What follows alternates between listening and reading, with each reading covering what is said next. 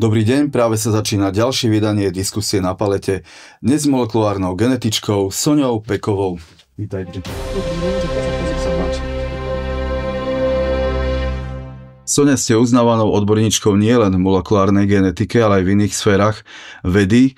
Vaše meno sa stalo veľmi známym po roku 2020, keď sme zažili to obdobie tzv. Pandémie, čo podľa mňa bola taká globálna skúška poslušnosti populácie. Na vás boli vtedy také veľmi osobné až útoky, nielen po tej profesionálnej stránke, ale aj po tej ľudskej. Ako ste to zvládali? Úplně v pohodě, protože oni to přeháněli a kdyby to tak nepřeháněli, tak by to asi ke mně nějak doteklo, ale jak tlačili tak moc, tak se to tak najednou ode mě odráželo, jak takové gumové míčky. Já jsem si pracovala, jsem si to vůbec nevšímala. Mně to bylo úplně jedno. Věděla jsem, že to, co jsem těm lidem řekla, chtěla říct, že bylo správně a to, že někdo někde vykřikuje, mně to bylo jedno. Vlastně taková moje strategie celoživotní a nadále to tak je to takový, jako drží to člověka vlastně v klidu. V takovém klidu, jak potrebuje. Vy veľmi nechcete hovoriť o tomto období, pretože už dá sa povedať, že veľa vecí bolo z vašej strany povedaných a je to už teda ako za nami.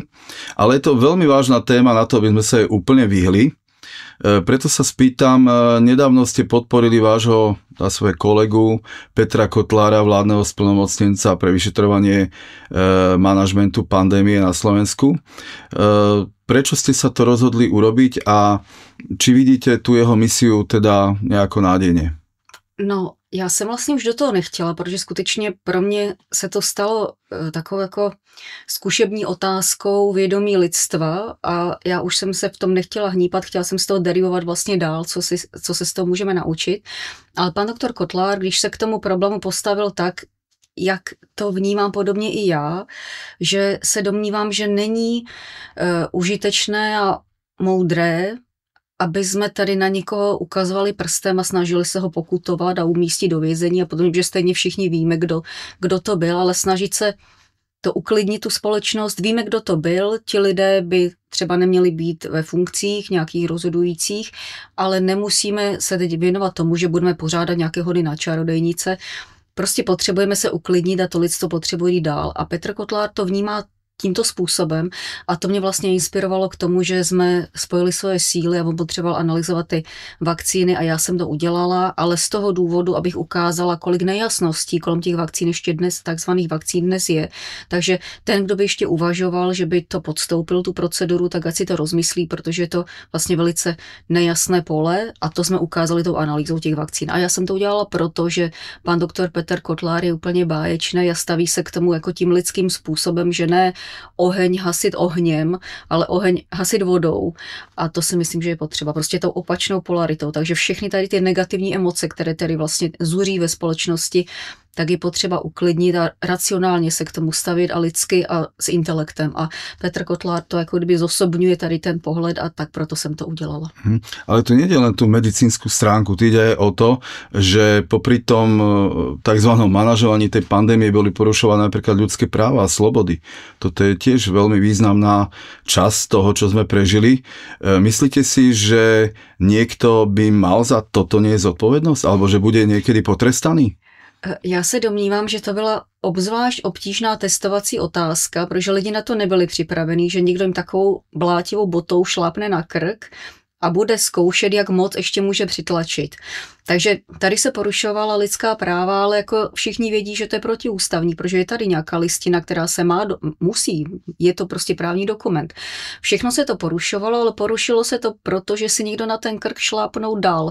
A já si pamatuju, když chtěli šlapat na krk mě, že mi zakleknou laboratoře, nevím co, tak do mě normálně jako kdyby jako všichni čerti věli a jsem řekla, tak pojď a prostě z té místnosti, kde se potkáme, jenom jeden odejde živej. A já jsem byla úplně prostě rozuřená z toho, co se dělo a nikdy se to setkání neuskutečnilo. Takže nikdo mě ani na krk nešlápl a už vůbec ne blátivou botou a už vůbec ne, že by přitlačil. Já jsem to prostě nedovolila. A myslím si, že to je ten recept na to, jak vlastně se pohybovat v takovýchhle situacích. Čiže netreba sa báť, inak povedané. Ano, to byla vlastně zkouška, jakým strachem se dá zatlačit na lidi, aby se získal nějaký efekt. No a já prostě jsem nějak myš knockout na strach a když někdo jako proti mě moc tlačí, tak jako jako ustupuju, ale v jednu chvíli jako narazí, že jako dál ne. A tam už, když prostě přijde, tak to už jako hrozně to jiskří. No a to už potom jde jako buď já nebo ty. A ten vlastně nikdy do této konfrontace nepřišel, takže je to takový vlastně, já jsem to podvědomě tento recept použila, ale je to vlastně recept obecně použitelný, když někdo na vás, na lidi tlačí, aby udělali něco proti své vlastní vůli, tak prostě udělejte pouze to, co je v souladu s vaší vlastní vůlí. To, co je proti vaší vůli, nedělejte. A zjistíte, že vás za to nebude nikdo ani pokutovat, ani perzekovat. Najednou se prostě stáhne a ten problém přestane existovat. Mm-hmm. Vy ste to už vlastne pred chvíľou naznačili, ale akým spôsobom by ste postupovali vy, keby ste boli v podobnej pozícii, ako je Peter Kotlár, keby ste mali tú možnosť? No tak on je neuvěřitelně statečný, protože proti němu je strašná propaganda, agenda, novináři. A to bylo i proti vám, takže jste to už zažili těž. Jo, ale já jsem byla zavřená v laboratoři a já jsem to prostě k sobě nepustila, ale on je přeci jenom exponovaná osoba, musí dělat ty tiskové konference, musí mluvit s lidma, takže on neustále se vlastně musí konfrontovat s tím jedem těch novinářů a vlastně a toho té opozitní strany. Já jsem to udělala tak, že jsem se vlastně jako, jak ten hlemíč, jsem se jako zatáhla dovnitř, zadeklovala jsem se tím víčkem a prostě dělejte si, jako, milí moji, co chcete, mě to je úplně jedno. Ale on v té pozici není, protože on je vlastně veřejně známá, veřejně vystupující osoba, no tak ale on si to taky vybral, takže nikdo nenutil, aby se do takové pozice instaloval, on se tam instaluje, musí to vydržet, tam fičí hrozný fičák, ale drží se i báječně, já mu jako nesmírně držím palce a Slovensko, taková malá zemička, vlastně stala se epicentrem toho, že vlastně odtaď vlastně vybují já v to věřím, že prostě vždycky musí nějaké nukleační jádro vzniknout a Slovensko je to místo, odkud vlastně začalo se o tom mluvit, najednou to, co jsme dělali, jako, já jsem to dělala jako posudek soudně znalecký, tak je to v podobě i veřejně dostupné publikace vědecké, takže ono se to začíná nabalovat a někdo musí vykopnout a vykoplo Slovensko. Čo podľa vás nás to obdobie tzv. COVID diktatúry, ja to tak nazývam, naučilo? Že mají být lidé obezřetní, když jim někdo servíruje nějaká úplně jasná data, která ovšem nesouhlasí s tím, co oni vidí nebo slyší, že se to rozchází s tou realitou, ve které žijí, že se nemají nechat manipulovat strachem, protože strach to je takový nástroj, který se dá vlastně vždy využít a mají si vážit sami sebe. No napriek tomu, čo hovoríte, tak podľa neoficiálnych údajov až 70% ľudí, populácie, teda asi aj v Česku aj na Slovensku, má minimálne tú jednu dávku a len 30% ľudí tomuto tlaku odolalo. Ale treba povedať, že vždy to nebol taký tlak, že by tomu človek musel podľahnúť za každých okolností, lebo samozrejme áno, niekomu sa vyhrážali, že teda ho vyhodia z práce, pokým nebude zaočkovaný, ale ja viem, že máte na to svoj názor, na túto vec. Jako já jsem vlastně potkávala lidi, kteří přicházeli, třeba my jsme vyšetřovali hodně lidí z ulice takzvaně, a to byli úplně obyčejní lidé. To byla žena, která skončila základní školu a potom dělala někde v zahradnici. A ta se zasekla a řekla, že jenom přes její mrtvolu to prostě do ní někdo dostane. A takže já jsem ji nepodezírala z toho, že by rozuměla molekulární biologii. A když jsem se snažila ty věci vysvětlit jednoduše, tak ani z toho jsem ji nepodezírala, že by tomu rozuměla. Ale ona měla prostě takový ten pocit, tu intuici měla v sobě, která jí řekla ne. Mm-hmm. A to stačilo, že měla pocit, že to nějak smrdí a že do toho nepůjde. Takže... Ale viete, že to je veľmi zaujímavé, že to nezáležalo od vzdelania. Ne. Či má niekto vysokoškolské, alebo nie. Niekedy ten zdravý sedliacky rozum naozaj je lepší ako niekto, kto si myslí, že je študovaný a že má pravdu. Přesně tak. A já se zase jako naopak domnívám, že 30% není jen. Já jsem si myslela, že ještě míň to bude, že prostě lidi podlehnou. A v mých očích 30% je úplně perfektní, protože těžko bylo propasírovat ty informace mezi lidi. Tam ještě pořád běží, ale běžela úplně běsná propaganda. To vůbec nešlo. A to, co se nám podařilo mezi ty lidi propasírovat a oni si to ještě mezi sebou nějak řekli, ono to nějak prostě přivolalo. Já nevím, jak se to všechno jako kdyby dělo. A za mě 30%, že vlastně to nemá, tak to považuji za největší úspěch své medicínské kariéry a opravdu už nemusím nic. A já opravdu bych se i chtěla už z té medicíny trošku jako posunout jinam, protože se mi zdá, že ten svět je o jiných věcech a ne o tom jenom, aby člověk někde pipetoval v laboratoři. My sa aj v tomto rozhovore za chvíľu posunieme trošku inám, ale ešte mi nedá sa vrátiť k tomu pomeru tých 30 a 70. O čom to ale podľa vás svedčí, že väčšina tej populácie sa predsa len dala presvedčiť a nejakým spôsobom podľahla tomu tlaku? Aká je to správa o nás, ako o ľuďoch, o spoločnosti? Já se osobně domnívám, že oni ještě potřebovali, a budu říkat oni, a nemusíme se tady v tom, já nevím kdo, já pořád ještě nevím kdo úplně přesně, i když trochu tuším, ale to není téma prostě, o čem by se měl mluvit, tak oni chtěli, aby to dostalo 100% lidí. A kdyby možná ještě chvilku počkali a moje generace, že by vymřela, nebo už jsme byli tak starí, že by jsme si už netroufli někde vystoupit veřejně a čelit tomu tlaku, no tak by to 100% populace dostalo, protože ta masírka mediální a to, co šlo z televize pořád a ze všech stran, to bylo prostě příšerné. Ten strach, ako ste povedali, tam bol kľúčový. Takže podle mého, oni to uspěchali, tu svoji agendu, protože plánem nebylo, že 30% zůstane. Plánem podle mého bylo, že 100% bude, protože těch 30% teďko měla vlastně velký problém a 30% odhaluje, co se tam dělo, a 30% ukazuje prstem, a nebo v rámci těch 30% je spousta lidí, která říká, neukazujte na nikoho prstem, poučte se z toho, proč se to stalo. Takže já myslím, že těchto 30%, kdyby ještě počkali, já nevím, 10, 15, 20 let, což jako v rámci běhu velkých událostí není nic, ale něco je prostě popohnalo, aby to uspěchalo.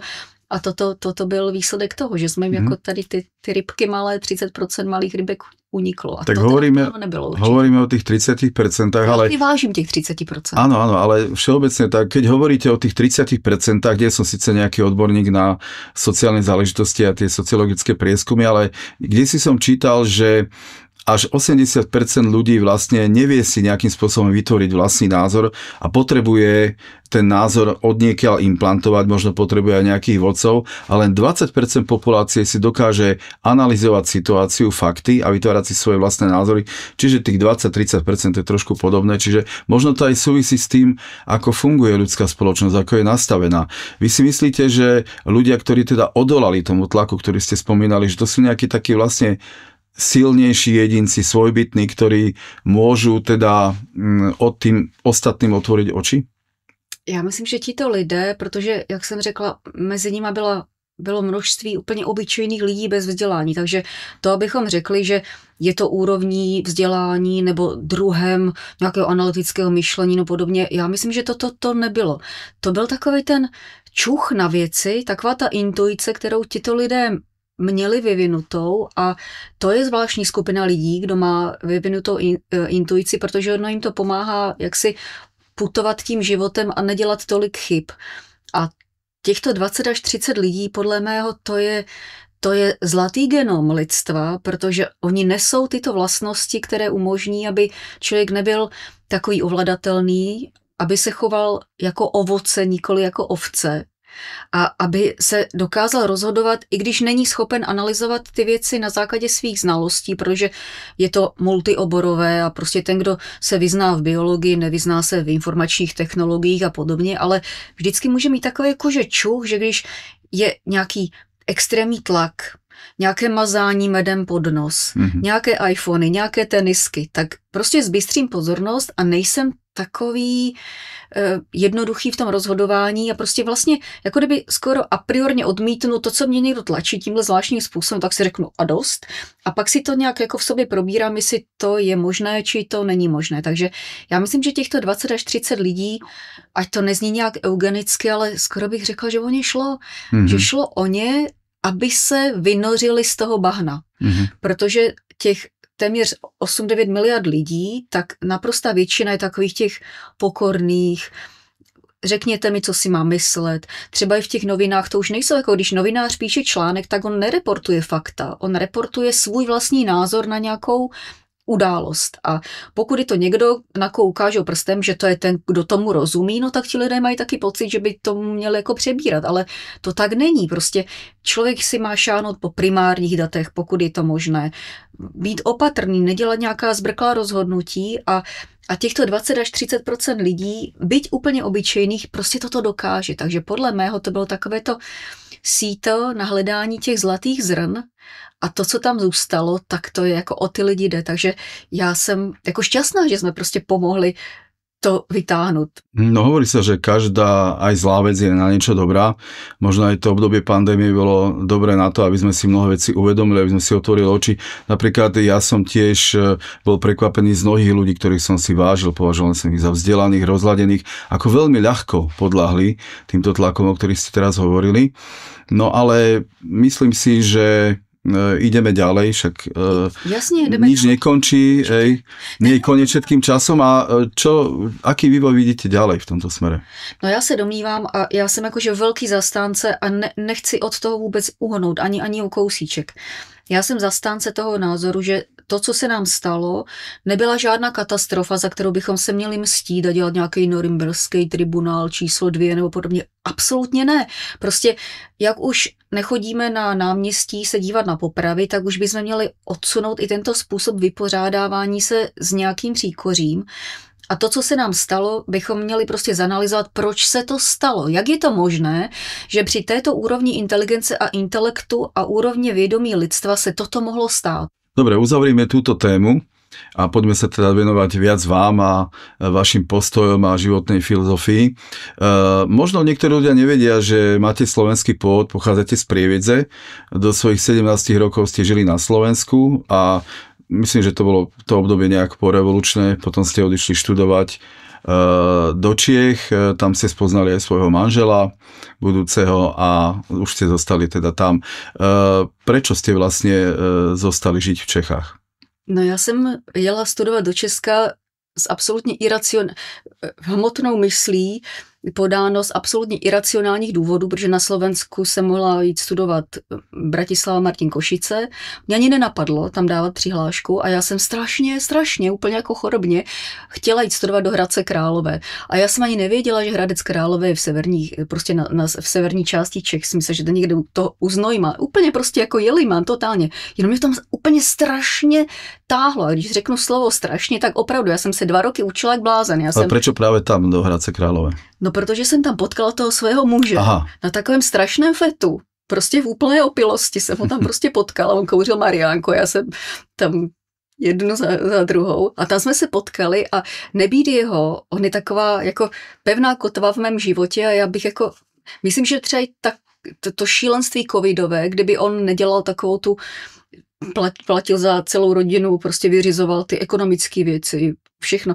Mě by to jako pohltilo, prostě mě by to sežralo zaživa, já jsem takovej umělec. Jakože já vždycky přináším ty myšlenky a on je realizuje na té jakože partikulární úrovni. Takže on jako přinesl do toho našeho spojení to spojení s tou hmotou a já jsem tou hlavou někde prostě pořád pryč. A kdybych jako nešla do toho Hradce, podle mého kvůli ničemu, jenom abych ho tam potkala, protože já medicínu jako klinickou nedělám, já jsem šla rovnou do laboratoře, takže já jsem vystudovala jakousi školu. Nevidím žádný jiný důvod, než ten, že jsem tam měla potkat tady toho chlapa. To je zaujímavé.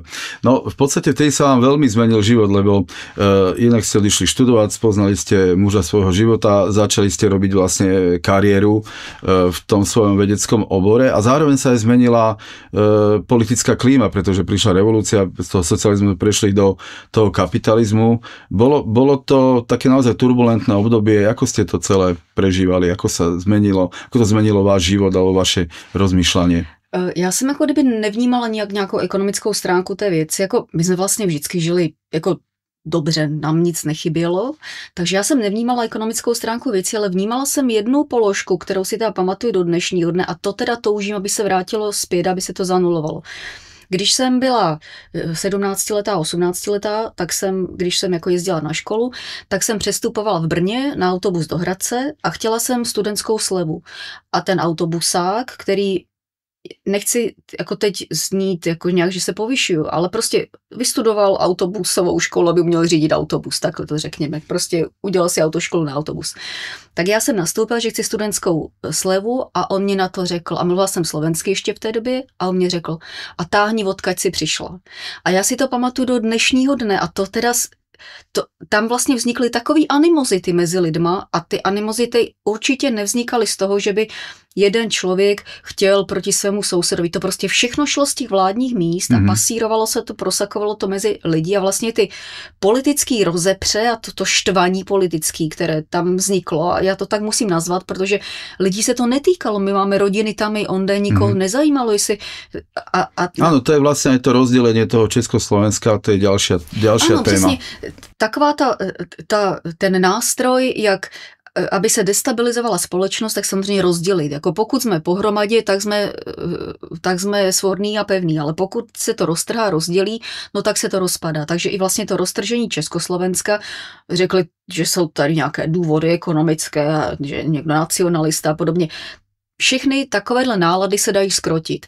Není potřeba být nacionalistou, pokud si uvědomím, že jsem prostě součástí jednoho celku a to, že jsem Slovák nebo Maďar, tolik nezaváží, ale jsem prostě součástí jednoho celku, kterému se říká lidstvo, a aby mě někdo tady poštvával proti někomu, Čecha proti Moravákovi a Čecha proti Slovákovi, mě to přijde úplně směšné. Tak tam bol aj tento rozmer národnosti, ale tam išlo aj o to, že možno ten spoločný štát nefungoval aj po tej ekonomickej stránke celkovo ako mal, ale dneska sme uděláno, protože by to mohlo fungovat. My si přeci tady není jazyková bariéra. My jsme si velice podobní. Slováci jsou jak Moraváci. Češi jsou trošku jako do té Germánie už, ale tady není prostě problém. To byl vyštengrovaný problém, kdy někdo ukazoval, že někdo mluví nějakým nářečím a že nějaký horší a nevzdělaný a že na východním Slovensku je prostě tam se nechodí do školy. To byly jako uměle vlastně vytvořené věci. To se všechno dalo krásně jako demokraticky vyladit, kde je málo vzdělanosti, no tak se tam prostě postaví víc škol. Kdyby chtěli, tak by to udělali, ale oni nechtěli, protože oni chtěli, aby se to... No ale žijeme v nejakej realite, sú dneska dva samostatné štáty, treba povedať otvorene teda, že tie vzťahy sú teraz asi najlepšie v histórii, aké boli, pretože každý má teda ten svoj štát a nemôže jeden na druhého sa vyhovárať, že ten za to môže a ten za to môže. Takže ako dnes vnímate ten príbeh samostatného Slovenska alebo samostatnej Českej republiky? Za mě je potřeba to vrátit zpět. Československo, slovanský svět, protože slovanský svět to je jedna genetická rodina a to jestli je to Slovák, Moravák, Chorvat, Rus, Bělorus, prostě my jsme všichni vlastně z jednoho genetického kořena, patříme k sobě a i tady to rozeštvávání je úplně umělé, protože my jsme si jako hrozně moc podobní. Takže tady je Česko plus Slovensko, Morava a Slezsko dohromady zpět. Slovanský svět se má sjednotit, protože jsme si tak blízcí, ta jazyková skupina je podobná. Prostě já rozumím Polákovi, já rozumím Slovákovi, rozumím Chorvatovi, nemám s tím vůbec žádný... Rusovi rozumím, to není vůbec žádný problém, když mluví pomalu. Problémem je slovanský svět a anglosaský svět, což jsou teda jako voda a olej. To já teďkom zjišťuji na vlastní kůži, ale i to se musí nakonec spojit. Takže já mám teďkom takovou vlastně aktivitu, já se jakože snažím prostě i tady ty dva protipóly jako dát dohromady, nejenom slovanský svět, protože tady je spousta aktivit, aby se to spojilo, ale i ten anglosaský a slovanský, těch aktivit mnoho není, spíš pořád je to prostě jako na ostří nože. Takže aby se to všechno spojilo, protože jsme jedno lidstvo, tady jako nemůže na této... Krásně to vlastně popisují astronauté, když se dívají z orbitální stanice na zeměkouli, že ta zeměkoule vůbec nevypadá jako cosi, na co by se dal namalovat ty vlaječky jednotlivých států, ale je to prostě jedno těleso překrásné a to, jakou diverzitu to má, no tak to je ale pořád jedno těleso. Je to naše planeta, ze které nikam asi těžko někam prchnem a jsme všichni lidé, takže nějaké animozity, jestli je někdo velký, malý, černý nebo bílý, Slovák nebo Maďar, to je všechno uměle vytvořené, aby nebyl na tom světě klid. A já mám vlastně jako teď takovej program a hrozně moc se tomu věnuji. I ten profilek vlastně tvořím. Je to takový, já tomu říkám božský globalismus, že se vlastně jako, že ti lidi pochopí, že jsou si hrozně podobný, že to je jedno, jak že jeden vypadá trošku jinak, mluví trošku jinak, ale jako máme v sobě, to jádro je stejné, takže nějaké rozdělování a dělení států a prostě oddělování. Neexistuje všichni zpět, jako ta síla by měla být právě naopak, jako spojovat to všechno dohromady, protože v té jednotě je síla, ne v nějaké rozdělenosti, v nějakém separatismu a válčení jeden proti druhému. Prostě. Tomuto rozumiem, to je ten pohľad z toho mentálneho alebo etnického hľadiska, ale máme tu aj nejaký politický systém. je to tá liberálna demokracia, ktorá je na tom západe teda veľmi ako pretraktovaná. A už Churchill svojho času povedal, že liberálna demokracia je veľmi zlý systém, ale bohužiaľ nikto nič lepšie nevymyslel, takže to nejakým spôsobom musíme akceptovať. Súhlasíte s tým? No, já jsem demokrat, já jsem úplně totálně, vlastně asi nejliberálnější demokrat, čímž nechci říct, že podporu nějaký zvrácenosti, to v žádném případě ne. Ale já jsem úplně absolutně velkorysý člověk a můj muž říká, že jsem patologicky velkorysý člověk, ale já jako nechávám, ať každý projeví, co projevit chce, pokud tím nikoho neobtěžuje. A ta liberální demokracie podle mého je model pro rozvinuté vědomí lidstva, aby to dokázalo použít ten nástroj. Protože když to bude používat neandertálec, tak to k ničemu dobrému nepovede. Ale zralé lidské vědomí s takovýmhle nádherným nástrojem, že každý může říct svůj názor. Každého názor potenciálně by měl být slyšen. Ten, kdo je v menšině, tak bude mít prostě hlas takový, který odpovídá tomu výřezu z toho koláče, ale nebude ho nikdo utiskovat. A jestli někdo je, já nevím, černý, světlý, nebo prostě jaký, nebo že se narodil za nějakou hranicí, jako tady do dlouhé doby ještě pořád to je, že když se někdo narodí za nějakou hranicí, že je ekonomicky jako horší ten stát, no tak na něj je ukazováno prstem. Já jsem to teda zažila tolikrát, prostě po Americe jsem pojezdila, já miluju prostě ty anglosasy, oni mě jako úplně fascinují, to jsou takový jako hajzlíci, ale jsou skvělí, mají úžasný potenciál. A já jsem jako tam hodně pojezdila a já prostě to vím, jaké jsou jako kdyby ty rozdíly mezi těma lidma, ale stejně prostě všechno to má být dohromady. A co se týče té demokracie, tak Churchill, tak ten byl vlastně znám tím, že on byl velice soběstředný člověk a vlastně byl takový skoro až krutý a tak, jak on chtěl, aby to bylo a k té demokracii na koži měl poměrně daleko. On měl takový jako mocnářské, jak to nazvat, ale prostě on určitě nebyl liberální a velkorysý člověk, takže on to neměl rád, že by si lidi jako říkali, co by chtěli, protože to samozřejmě vnáší do té společnosti takový jako neustále trošičku chaos, nepořádek, každý si vykřikuje. V tom se dobře vládne, ano, v tom neporiadku. No, ale on chtěl prostě jakože tvrdou rukou, ale to tak nevyhovoval mu úplně tady ten systém jako té liberální demokracie, ale já si myslím, že to je cesta pro lidstvo, protože každý by měl být slyšen bez ohledu na to, jestli je chytrý nebo méně chytrý, nebo běhá, nebo jezdí na vozejčku. Jako my jsme tak heterogenní to lidstvo, že jako měli bychom si to jako vážit té heterogenity a nedělat z toho nějaké monarchie, kde bude jeden jako. Myslím, že to už jako lidem patří do ruky ten nástroj, aby se dokázali vyjádřit srozumitelně, aby byli slyšeni a aby nikdo nebyl diskriminován, což myslím si, že je ta budoucnost toho lidstva. Dobre, poďme od tej politiky ďalej. Keď človek študuje vaše príspevky na sociálnej sieti, tak zistuje, že ste nesmierne zaujímavý človek, ktorý ďaleko prekračuje hranice toho svojho profesionálneho oboru. Čo je vlastne vašou takou životnou filozofiou? Já myslím, že já jsem to hledala, co to je a někdo tomu říká žít a nechat žít a já tomu říkám láska. A to je takový ten pohled na věci, že když můžu, tak pomůžu, neublížím. Já jsem to jako vlastně vždycky v sobě měla a teď se to úplně akcentovalo a ne, že bych jako chodila jako matka Tereza, rozdávala, ale jako vím, že když, a vždy to tak i bylo a dnes už si to dokážu i zdůvodnit, že když mě někdo požádal o pomoc, já jsem vždycky pomohla a ráda jsem pomohla a vlastně ukazuju lidem, že to, že žijeme v nějaké společnosti, která je plná takové zvláštní zloby, která neustále, jako nelze to, jako kdyby, nedá se to, někdo to nechce pořád uklidnit, tak ten způsob, jak to uklidníme, je, že každý jeden to uklidní na sobě. A jak ta společnost se skládá z tolika jednotlivců, když každý uklidní, každý zahasí ty emoce negativní, tak to bude dobře. A to zahašení těch nemocí, to je ta láska, takový ten pojem, který možná někomu zní narůžovělý, ale to jsou ty dobré lidské vlastnosti, které se dají používat. A to mě vlastně jakože naučilo, že pokud se chceme posunout dál a pokud chci, aby mě bylo dobře, aby kolem mě nebylo dusno, no tak primárně nesmím já dělat dusno. A dá to trošku práce, aby se člověk jako přenastavil, ale jakmile to člověk udělá a žije a nechá žít, tak najednou zjistí, že i ten ho nechává žít a najednou ten život je vlastně zajímavý.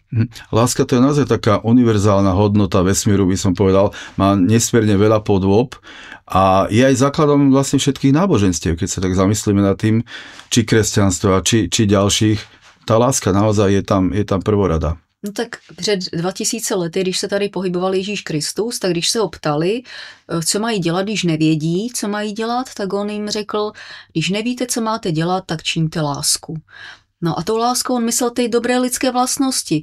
Neňafej, ale pomoz. Neškrbli, ale dej. Jestli můžeš se rozdělit s penězma, rozděl se. Jestli máš kus chleba navíc, dej. Takže to je ta láska, to jsou ty dobré lidské vlastnosti. Takže on, Ježíš Kristus, učil lásku a to je vlastně tak jednoduché, akorát lidi to musí chtít. Ste veriaca v tom pravom slova zmysle, alebo skôr tak voľne pristupujete k viere? Já bych to nenazvala si věřící, protože věřit znamená doufat, že něco tak je. Takže já nevěřím, ale já vím. Já vím, že stvořitel je, protože já ho cítím. Já vím, že jsme součástí prostě jednoho nějakého celku a já cítím to propojení s ním. Takže já nevěřím, já vím. Já jsem vědoucí a nevěřící. Ako ste to mali v rodine? Rodičia sú veriaci? Rodiče jsou věřící, jako naše rodina vlastně z té slovenské části je velice religiózní, jako část pocházela z východního Slovenska, takže tam obzvlášť. Takže tady ty moje heretické sklony trošku tak z začátku, ale já jsem jim to vysvětlovala. Já jsem jim vysvětlovala, co tím mám na mysli, že vlastně mně nejde o vztah se stvořitelem přes nějaké mezistupně, přes pana faráře a papeže a podobně, přes tu hierarchii, která vlastně byla vytvořena člověkem, ale mně jde o vztah, který je přímý. Já a on, protože jsme součástí jednoho celku. Tak já myslím, že to nakonec i pochopili a řekli, že dobře, ale oni jsou vychovaní v té doktríně, takže pořád mají, jako tatínek je pořád té doktríně, maminka taková víc volnomyšlenkářská, takže ta na to jako reagovala lépe a my jsme spolu hodně jezdili, protože ona nám trošku onemocnila, ale jinak v perfektním pořádku, nebo prostě je to výborné. Takže jsme cestovali hodně Praha, Bratislava, Praha, Brno a prostě takže jsme měli spoustu času si povídat, tak já jsem to do ní jako hustila, no a ona to pobrala. Ona je taková jakože trošku jako jinak založením než tatínek, ale prostě ten vztah je takzvaně gnostický, pokud bychom to měli nějak pojmenovat, je to přímý vztah mezi člověkem a stvořitelem, Bohem, zdrojem, už jak ho nazývá kdo, tak je to jedno, ale je to přímý vztah a vlastně nádherné je, když se to ucítí. A ucítí se to pouze v tu chvíli, kdy člověk používá ve svém životě lásku, ty dobré lidské vlastnosti, protože když budu dělat lotroviny, nemám šanci to ucítit, ale když se prostě vytáhnu z toho bahna, tak najednou to přijde. Ten pocit toho propojení, to je taková úžasná lahoda a pocit, že vás někdo miluje, ale upřímně miluje, to se nedá vlastně. Mezi lidma já jsem to ani nezažila, ten pocit, ale odtať to jde. Může to znít divně, ale jako já to cítím. To, čo teraz hovoríte o tom stvoriteľovi, to je vlastne aj záležitosť vesmíru, všeho míru, alebo ako to nazveme. Čiže aj takzvanú tú Božiu spravodlivosť, alebo niečo podobné, čo sa tak nazýva, vnímate z tohto hľadiska, že je to vlastne nejaká rovnováha vesmírnych energií, lebo aj toto som počul, hej, takto. Tak já možná bych řekla jako ze sebe, jak jsem to, jako když jsem ucítila ten kontakt, že vím, že to tak je, tak my jsme spolu vyřešili hromadu věcí a já vím úplně jasně, že v tomto vesmíru je dovoleno úplně všechno, ale za všechno je nějaká odplata. A buď ta odplata je plus, protože udělám něco plus, anebo ta odplata je mínus, protože udělám něco mínus. A vlastně ten vesmír, to je taková jako kdyby takové velice vybalancované předivo nekonečného množství událostí a lidských životů a lidských osudů. A když já tady brutálně zatáhnu, no tak se to celé otřese. A to vlastně vesmír nepodporuje. Takže jakmile já brutálně zatáhnu, tak dostanu po těch packách, abych to nedělala. Takže můžu udělat, co chci. Můžu rozpoutat válku, můžu tady vypustit virus, můžu udělat cokoliv, ale dostanu pěkně po packách za to a dřív anebo později a z mého pohledu hodně dřív. Takže já jsem jako za svůj život, kolikrát jsem to i říkala, jak je to možné, že jsem dostala takových facek, prostě to je na 3 životy, to není ani na 1. Ale já tady něco prostě řeším A musela jsem tako vyřešit jako všechny lotroviny, které jsem udělala, tak se mě to jako okamžitě vracelo. Ale fakt okamžitě. A já jsem věděla, za co to je. Takže v tomto vesmíru se smí všechno. Tady jsou všechny nástroje a stvořitel všechno umožňuje. On je zvědavý, jak se budou používat. Ale za všechno je prostě nějaká odměna. Keď analyzujem tie vaše príspevky na sociálnych sieťach, tak mi z toho vychádza, že ste človek, ktorý miluje život a miluje slobodu. Napríklad nedávno ste uverejnili status na sociálnej sieti, kde ste uverejnili fotku z vášho výstupu na Kriváň, odfotili ste sa v plavkách a povedali ste, že aj v 50-ke, aj po 50-ke sa dá teda vystúpiť na Kriváň, že to potvrdzujete. Ja som osobne bol 3-krát na Kriváni, tak viem, že to nie je až taká maličkosť, no ale vy ste to zdolali úplne s ľahkosťou a s takou radosťou. O čom to podľa vás svedčí, ale čo ste tým chceli vyjadriť? No tak já miluji přírodu a rovněž můj jediný oblíbený sport je běh na dlouhé tratě, zase mezi pole nebo běhám prostě na běžícím páse, a mám 10 kilometrů denně jako nastaveno, takže když není počasí nebo prostě přijdu z práce pozdě, tak už se mě jako do tmy nechce jít někam běhat, takže 10 kilometrů je jako moje denní dávka. A to mě pomohlo, že jsem vlastně téměř vyběhla i na ten Kriváň a míjela. Velmi rychle si to zdolali, tuším za 3 hodiny, 3 hodiny, no, čo je rekord, si myslím. A to právě jako říkala, že jako, jak na ten Kriváň ti národovci vždycky šli a tak na Slovensku je to Kriváň a v Čechách je to Blaník, tak jak jsem šla nahoru, tak jsem si tak v hlavě říkala jako báseň, že na Kriváni ozývá se turistů funění a pod Blaníkem ozývá se rytířů dunění. No ale to je rozdíl jako toho českého slovenského pohledu. No nic, vyběhla jsem prostě nahoru, bylo to nádherný. Vítr ve vlasech, cestou jsem sundavala všechny svršky, které jsem nepotřebovala, jsem se prostě uvázala na baťoch, aby mě to neotravovalo a vylezla jsem nahoru úplně jakože v tom nejmenším možném provedení. Bylo to tak krásné, prostě slunce svítilo, modré nebe, takový jenom váneček tam vál a to byl pocit jako úplně nádherný, jako člověk stojí nahoře a tam ty rokliny pod ním a krásné výhledy do dálky a to je prostě svoboda. Takže já miluju život od té chvíle, co jsem si uvědomila, že když si ho nebudu sama znechucovat, tak bude krásný a že ani nedovolím, aby mi ho někdo znechucoval, na to teda dbám a někdy to znamená, že se musím jako docela zašívat a prostě, že žiju úplně jako takovej někdo v noře, ale já se jako separuju proto, abych byla v klidu, ale nikomu neznepříjemňuju život, takže to je číslo 1 a tam jsem potom zjistila, že ten život opravdu může být krásný, protože když je v klidu a bez tady těch emocí, že mě neustále něco rozčiluje, tak je to opravdu jako vidím věci, které jsem předtím neviděla. A svoboda je čeho si vážím úplně nejvíc. A ráda říkám, že toto jako tento prstýnek, tak to je jediný chomout, do kterého jsem kdy strčila hlavu, takže nejsem v žádném sdružení, v žádné církvi, v žádném ničem, jenom tady tento jeden prstýnek. A skoro bych řekla, že už ani do toho bych nešla. Prostě svobody si vážím natolik, že já asi nic víc vlastně svobody a lásky tady k tomu, kdo to tady všechno stvořil. Chcem sa dostať k téme komunikácie medziľudskej. Vidíme, ako sa za posledné roky úplne radikálne zmenilo komunikovanie medzi ľuďmi. Pamätáme si billboardy možno pred 20 rokmi, keď začínali tí mobilní operátori, keď začínali tie prvé mobily. Asi pamätám takéto heslo, že aby ľudia spolu hovorili. Ako keby predtým vôbec nehovorili, ale je pravda, že to hovorenie medzi ľuďmi sa radikálne zmenilo. Prešli sme z toho osobného kontaktu veľakrát na ten elektronický, digitálny kontakt, rozvinuli sa sociálne siete, čo predtým možno ani futurológovia nepredpokladali, možno 20 rokov predtým, že práve týmto smerom sa bude uberať vývoj. Možno, že niekto to mal takto naplánované, ale nepredpokladalo sa to. Podľa vás zmenilo to podstatu človeka, to, čo dnes žijeme na tých sociálnych sieťach, cez tu digitálnu komunikáciu a podobně? Určitě ano a já asi vidím 2 takové momenty. Ten jeden je, že na sociálních sítích se člověk schová za alias a říká, co ho napadne.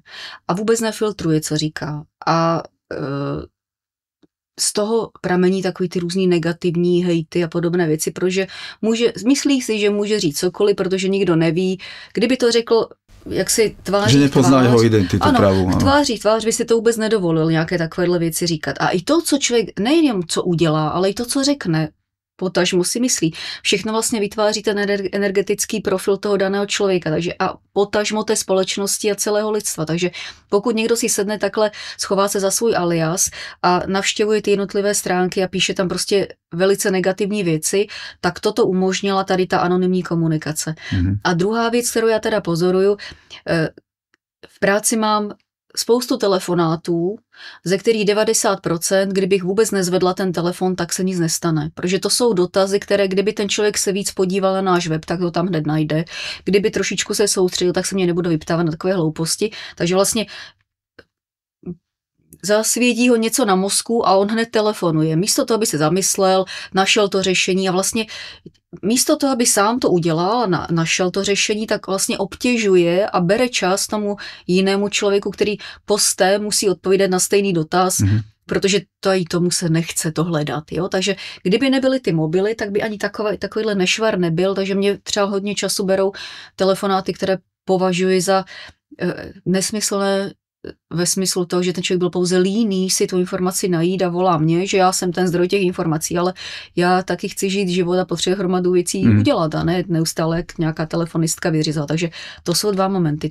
Ta anonymita a potom taková ta, že tím lidem je jedno, že vlastně zasahují mě do soukromí, protože se vyptávají na věci, ktoré si môžu zistiť sami. No ale sociálne siete veľa o nás odhalili, o ľuďoch ako takých, pretože aj keď niektorí nechcú, tak o sebe veľa prezrádzajú, to nehovorím o pravopise a to sú také základné veci, ale o tom uvažovaní aj to, že keď sa niekto skrie za tú inú identitu, tak odhaluje to, čo by inak neodhalil. Ano. Aj to sú možno aj veľakrát temné vnútro. Je to taká fakt naozaj zaujímavá situácia, že sme sa o sebe vďaka tým sociálnym sieťam zase viac dozvedeli ako o ľuďoch.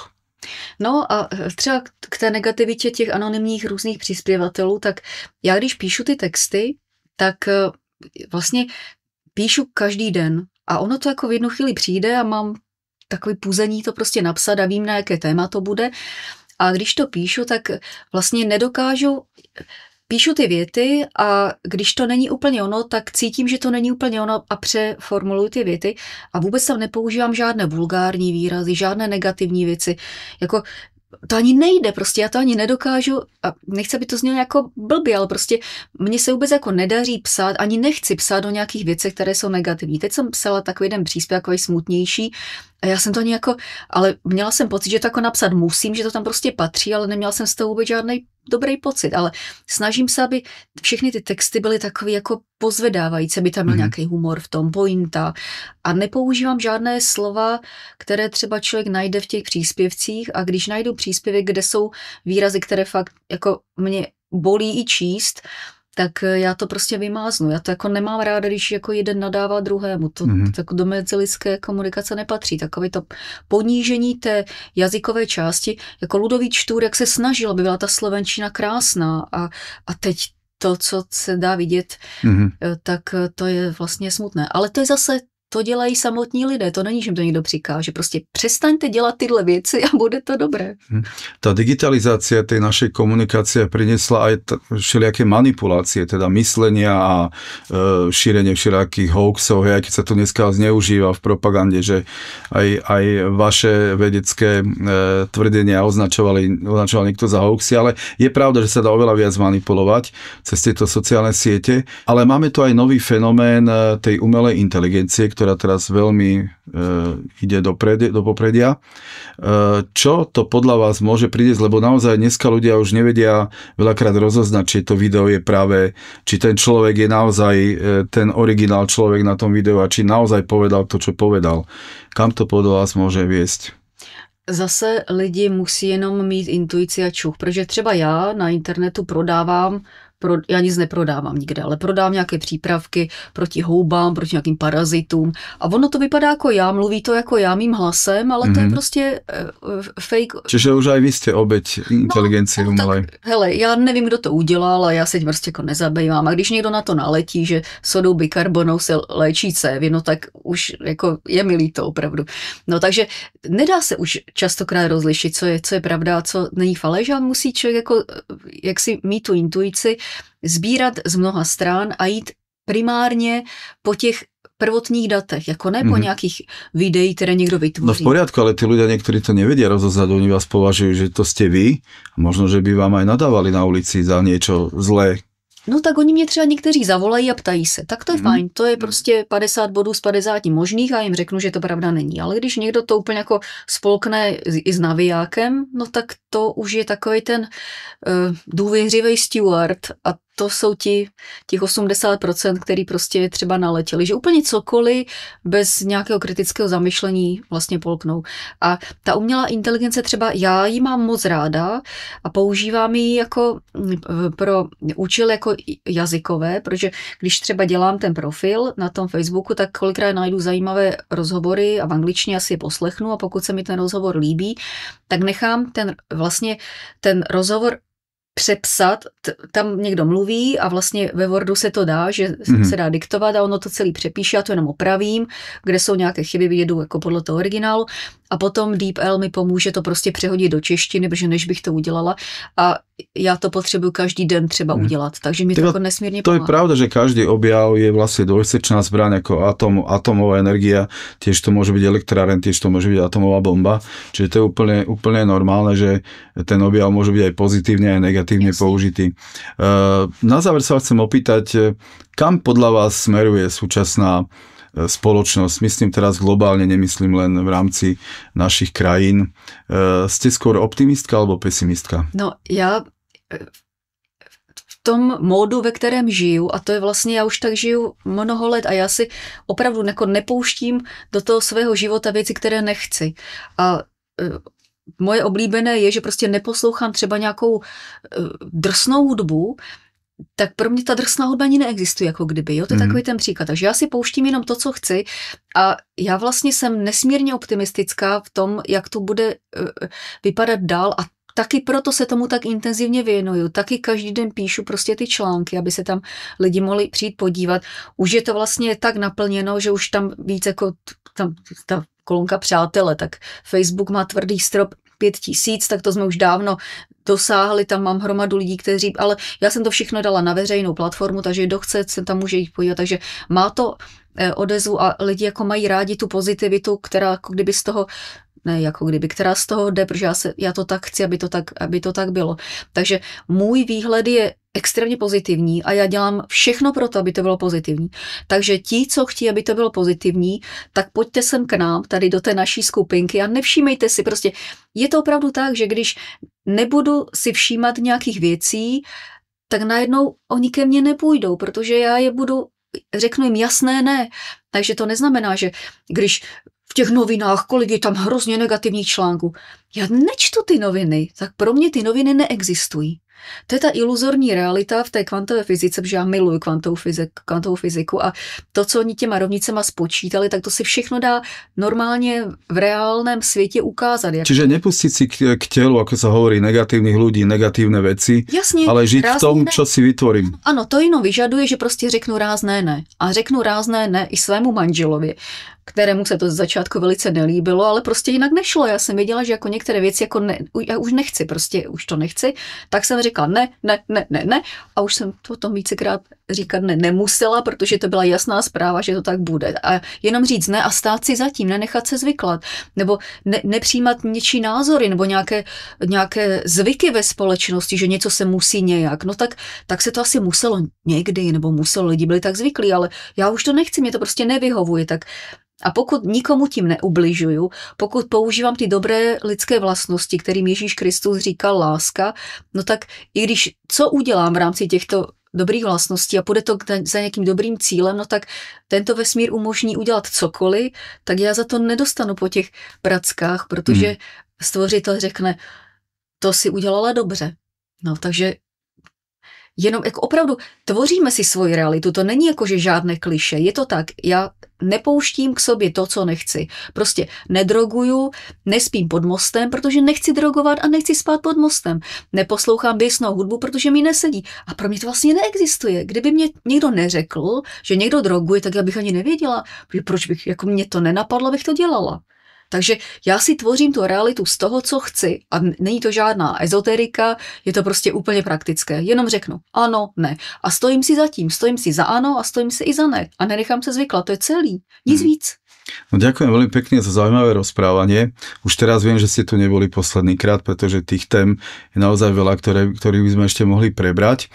Teraz vás čaká také túr po slovenských jaskyniach, ste prezradili na sociálnej sieti, po tejto relácii ste sa rozhodli. Do Betliara, tam spím v takovým motelíčku krásným, no a zítra mám tam 5 jeskyní, které chci vidět klášter v Jasově, jak půjdu do Jasovské jeskyně, takže je to Jasovská jeskyně, Ochtinská Aragonitová, Domica, Gombasecká a Dobšinská Ladová. V některých jsem byla, v Dobšinské Ladové jsem ještě třeba nebyla, takže chci a zase udělám z toho reportáž, jak je to krásné a tam se dá, když venku prší, takže neseďte doma. Tak vám želám veľmi pekné zážitky na Slovensku a Děkuju. šťastný návrat do Prahy. Já bych tady nejradši zůstala. Děkuji. Ďakujem ešte raz. A ja sa s vami teším na ďalšie vydanie Diskusie na palete. Lúči sa s vami Pavel Kapusta. Dovidenia.